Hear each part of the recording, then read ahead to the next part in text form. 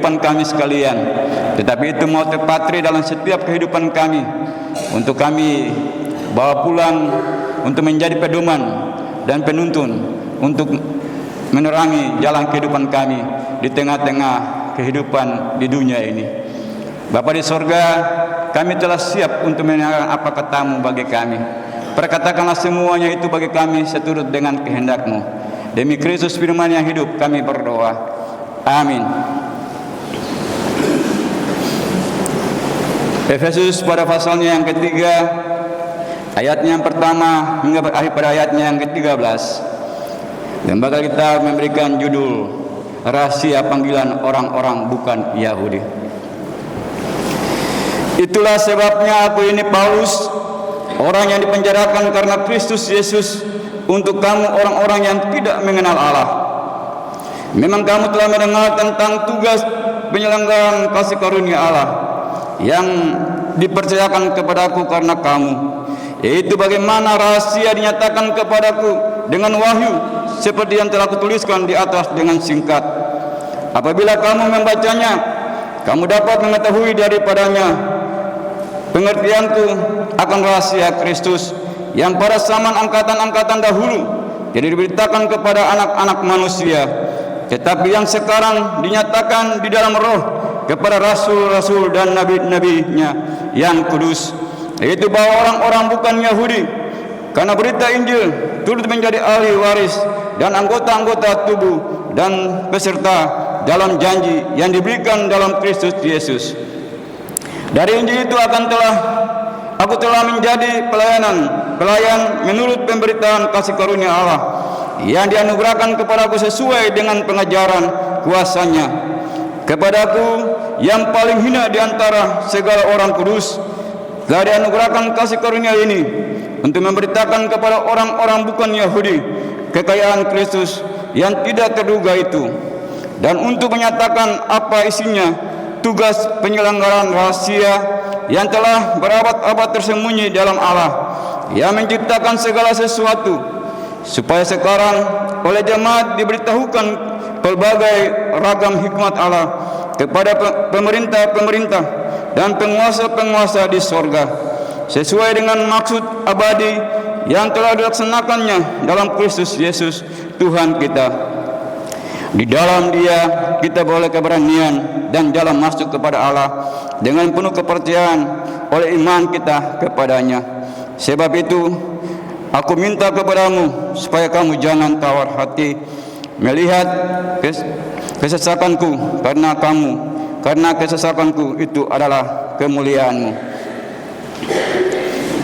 Berbahagialah semua orang yang mendengarkan firman Allah. Haleluya, haleluya, haleluya.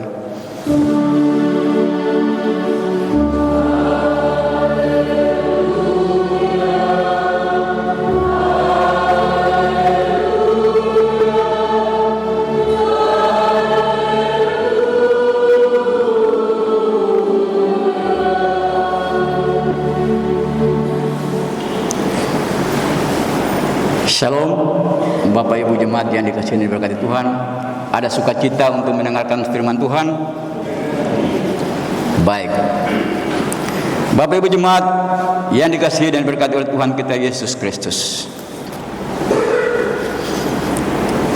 Rupa-rupanya Rasul Paulus ini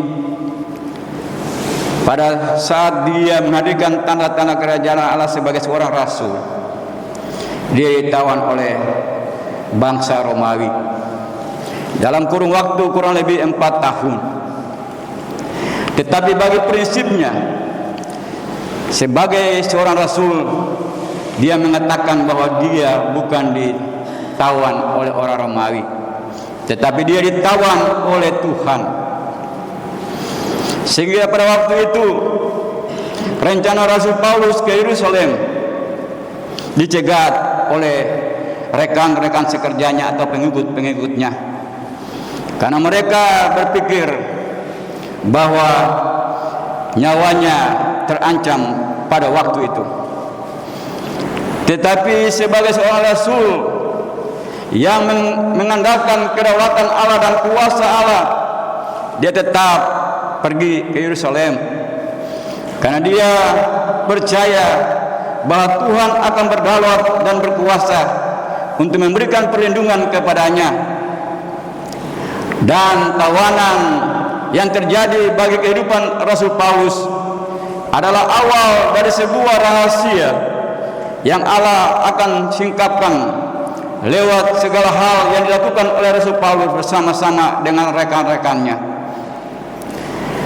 Untuk itu, dari konteks bacaan firman Tuhan kita saat ini, dalam sorotan tema panggilan keselamatan kita sebagai anugerah Tuhan. Tema kita dalam minggu berjalan ini yaitu panggilan keselamatan kita sebagai anugerah Tuhan. Dengan demikian, dari konteks pembacaan firman Tuhan ini ada beberapa hal yang perlu kita lihat secara baik dan jelas. Dari ayatnya yang pertama hingga ayatnya yang keempat, Rasul Paulus diberikan wahyu tentang sesuatu yang masih menjadi misteri atau rahasia. Allah memberikan sesuatu yang merupakan rahasia atau misteri bagi Rasul Paulus dalam tugas dan tanggung jawab untuk menghadirkan tanda-tanda kerajaan Allah, di mana karena Rasul Paulus memahami dan yakin sungguh bahwa Allah memegang kendali dan hidup kita ada di tangannya. Kita tidak perlu takut dalam menghadapi setiap ancaman kehidupan yang sementara terjadi di sekitar kehidupan kita, karena kita melihat sekalipun Rasul Paulus dalam penjara, dia mampu untuk melakukan dan menghadirkan tanda-tanda kerajaan Allah, karena semuanya itu dapat dilakukan oleh karena kedaulatan dan kuasa yang Allah anugerahkan kepadanya. Bapak Ibu jemaat yang dikasihi dan diberkati oleh Tuhan kita Yesus Kristus, bagian yang kedua ayatnya yang kelima, di mana generasi-generasi yang bukan orang Yahudi juga mengetahui tentang rahasia Injil kasih karunia Kristus, di mana Yesus Kristus telah mengungkapkan misteri itu sendiri. Tuhan Yesus Kristus mengungkapkan lewat Rasul Paulus dan para rasul lainnya serta beberapa nabi perjanjian baru. Melalui mereka semua orang dapat mengetahui bagian dari rencana Allah. Pengetahuan tentang misteri itu berarti bahwa kita tidak perlu berada dalam kegelapan lagi. Dengan kata lain, setelah kita mengetahui misteri tentang apa yang dikatakan Kristus lewat para rasul sampai dengan saat ini, berarti kita tidak lagi hidup dalam kegelapan, tetapi kita telah hidup dalam terang Injil Kristus itu sendiri. Sehingga demikian kita tidak perlu takut di dalam berbagai persoalan hidup yang kita alami di saat ini. Bapak Ibu jemaat yang dikasihi dan diberkati oleh Tuhan kita Yesus Kristus, bagian yang ketiga itu dapat kita lihat pada ayatnya yang ke-6,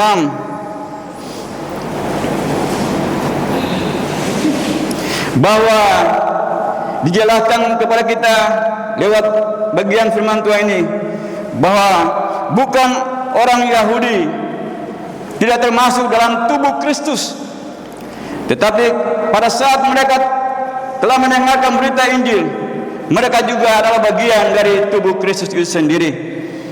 Jadi dengan kata lain, tidak ada lagi perbedaan di antara kita atau perbedaan di antara orang Yahudi dan orang non-Yahudi pada masa itu.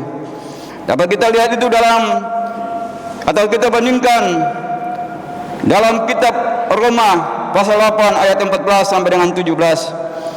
Dikatakan, sebab semua orang dipimpin oleh Roh adalah anak-anak Allah. Roh yang telah kamu terima tidak menjadikan kamu hamba, sehingga dengan demikian kamu hidup dalam ketakutan lagi. Tetapi roh yang telah kamu terima itu telah menjadikan kamu anak-anak Allah, dan oleh Dia kita berseru, ya Aba, ya Bapa. Dengan kata lain, kalau kita semua telah memiliki roh yang satu itu, berarti kita tidak perlu takut di dalam menjalani kehidupan kita yang penuh dengan berbagai tantangan hidup. Bagian yang keempat dapat kita lihat pada ayatnya yang ke-7 hingga ayatnya yang ke-10. Rasul Paulus adalah seorang penata layanan yang melaksanakan misi untuk menghadirkan tanda-tanda kerajaan Allah. Di dalam kitab Roma pasal 15 ayatnya yang ke-15 hingga ayatnya yang ke-16 dikatakan bahwa tetapi aku telah menulis beberapa hal kepada kamu dengan cukup berani untuk mengingatkan kamu sekali lagi, karena kasih karunia yang dianugerahkan Allah kepadaku untuk menjadi pelayan Kristus Yesus bagi bangsa-bangsa lain. Ia telah memberikan kepadaku tugas keimanan untuk memberitakan Injil Allah, supaya bangsa-bangsa lain menjadi persembahan yang berkenan kepada Allah, yang dikuduskan oleh Roh Kudus. Bapak Ibu jemaat yang dikasihi dan diberkati Tuhan, dengan pengertian bahwa pemberitaan Injil Kerajaan Allah itu tidak terbatas dalam ruang dan waktu, tetapi itu berlaku untuk setiap orang yang kita jumpai. Kita harus memberitakan Injil, supaya dengan demikian kita semua menjadi anak-anak milik kepunyaan Kristus yang nantinya akan mendapat kasih karunia pada saat Yesus datang pada kali yang kedua. Bagian yang kelima, kita boleh lihat pada ayatnya yang ke-17 pembacaan kita tadi, rencana Allah untuk kekekalan. Rupanya rencana Allah untuk hidup kekekalan sudah dinubuatkan oleh Nabi Yesaya sebelum Rasul Paulus dipercayakan Allah untuk menjadi rasul untuk menghadirkan tanda-tanda kerajaan Allah. Dalam Yesaya 46 ayat 10 hingga ayatnya yang ke-11 dikatakan di sana, aku memberitahukan kesudahan yang dari semula, dari zaman purbakala, yaitu apa yang akan datang. Aku berfirman, rencanaku tetap teguh, dan aku akan melakukan apa yang ku kehendaki. Dari timur aku memanggil seekor burung pemangsa, dari negeri yang jauh seorang manusia untuk menggenapi maksudku. Apa yang telah kufirmankan itu akan kulakukan, apa yang telah kurencanakan itu akan kulakukan. Dan dalam Efesus pada pasal yang kedua ayat 18 dikatakan, sebab oleh satu roh kita berdua boleh jalan masuk kepada Bapa, dan oleh satu roh kita berdua sampai kepada Bapa. Dengan dua referensi ini, maka yang hendak dikatakan pada ayatnya yang ke-17, ayatnya yang ke-11 adalah bahwa tujuan Allah tidak berubah seperti yang terlihat dalam ayat 11 ini. Ide ini bukan hal yang baru, melainkan sejak zaman Nabi Yesaya telah Allah wahyukan tentang rencana kekekalan itu bagi setiap umat manusia, secara khusus orang yang percaya kepadanya. Bagian yang terakhir atau ayat yang bagian yang ke-6, yaitu ayatnya yang ke-12 dan ayatnya yang ke-13. Rasul Paulus mengingatkan jemaat di Efesus supaya jangan tawar hati, sekalipun ada berbagai persoalan hidup, karena Rasul Paulus juga mengalami hal yang sama, di mana Rasul Paulus memberikan nasihat kepada jemaat di Efesus, mereka tidak boleh tawar hati. Ia telah menghadapi banyak kesulitan dalam memberitakan Injil, tetapi pekerjaannya sangat berguna. Dengan kata lain, sekalipun Rasul Paulus menderita, bahkan sampai dipenjarakan karena pemberitaan Injil, tetapi Rasul Paulus menyatakan bahwa itu suatu kemuliaan bagi Tuhan. Karena lewat segala penderitaan yang dialami oleh Rasul Paulus, Allah dimuliakan dan banyak orang dapat percaya bahwa Yesus Kristus adalah Tuhan dan Juru Selamat lewat pemberitaan Injil yang disampaikan oleh Rasul Paulus bersama dengan teman-temannya yang pada saat itu Allah memberikan tugas dan tanggung jawab kepada mereka. Bapak Ibu jemaat yang dikasihi dan diberkati oleh Tuhan kita Yesus Kristus, dari beberapa penjelasan yang saya sampaikan lewat konteks pembacaan firman Tuhan kita di saat ini, yaitu Efesus pada pasal yang ketiga ayat yang pertama hingga ayat yang ke-13, di bawah sorotan tema panggilan keselamatan kita sebagai anugerah Tuhan. Ini yang perlu kita maknai dan kita hayati dan kita mengerti, supaya dalam melangkah menyusuri tahun 2025 ini, di mana kita sudah diperkenankan Allah untuk memasuki bulan yang kedua di tanggal 2 di hari ini, apakah kita memahami panggilan kita sebagai orang-orang yang diselamatkan merupakan sebuah anugerah, ataukah memang itu hasil kerja kita atau hasil usaha kita? Rasul Paulus tidak menganggap itu sebagai sebuah usaha dan kerja keras daripada Rasul Paulus. Ini yang dinasihatkan Rasul Paulus kepada jemaat di Efesus yang harus kita pahami.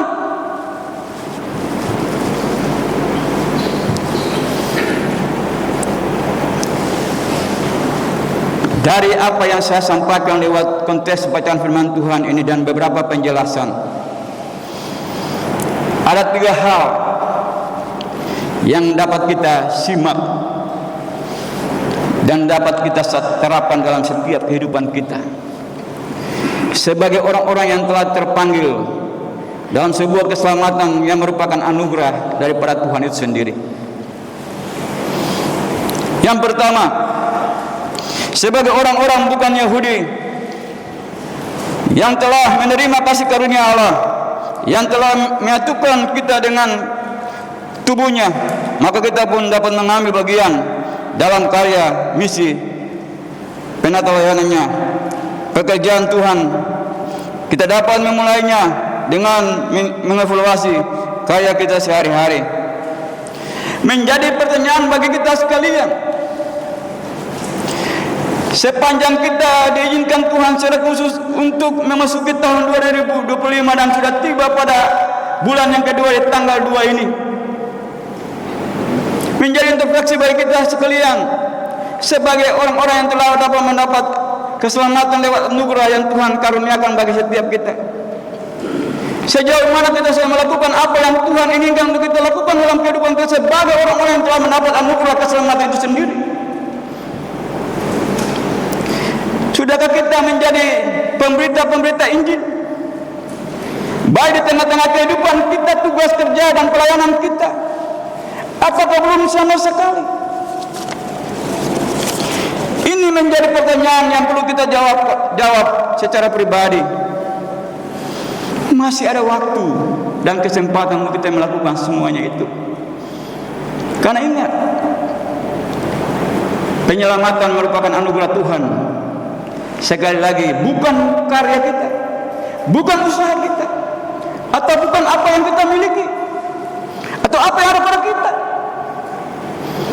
Sehingga kesempatan yang ada, mari kita menjadi pemberita-pemberita Injil dimanapun kita ada dan ditempatkan di tengah-tengah dunia ini, supaya apa yang telah dilakukan oleh Paulus bersama dengan teman-temannya, bahkan juga para nabi dalam perjanjian baru, itu dapat kita terapkan dalam kehidupan kita sehari-hari.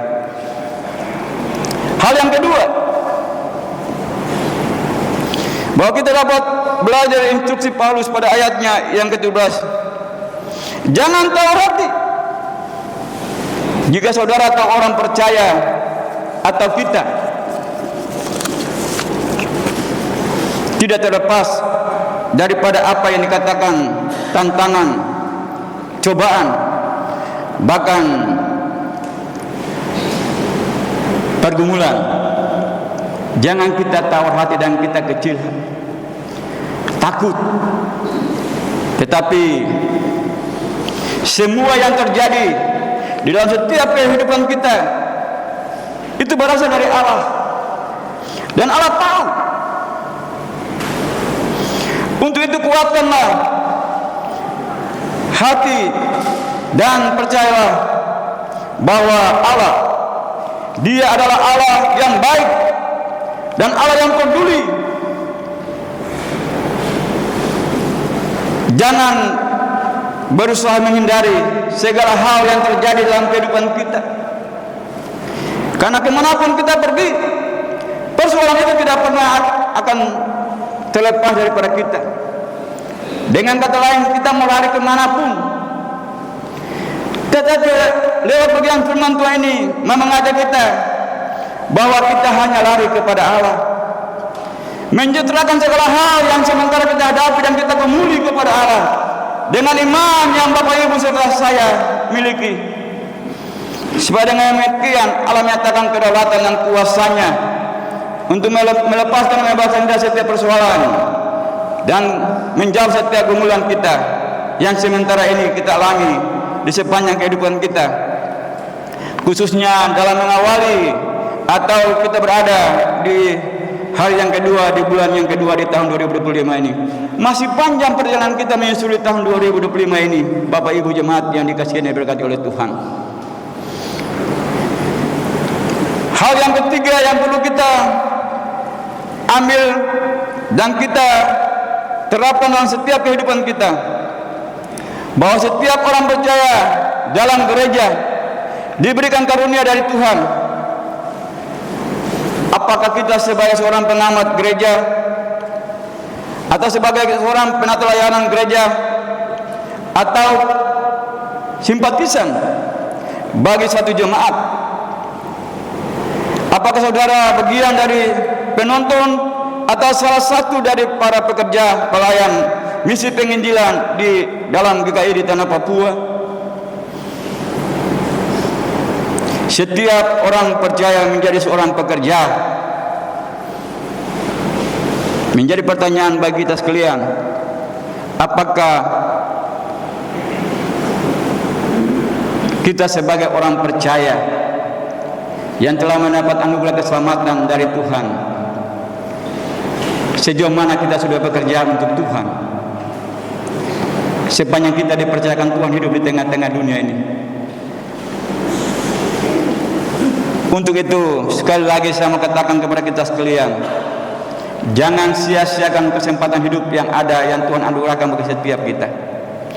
Bekerjalah kepada Tuhan, percaya dan yakin bahwa kedaulatan dan kuasa ada di dalam tangannya.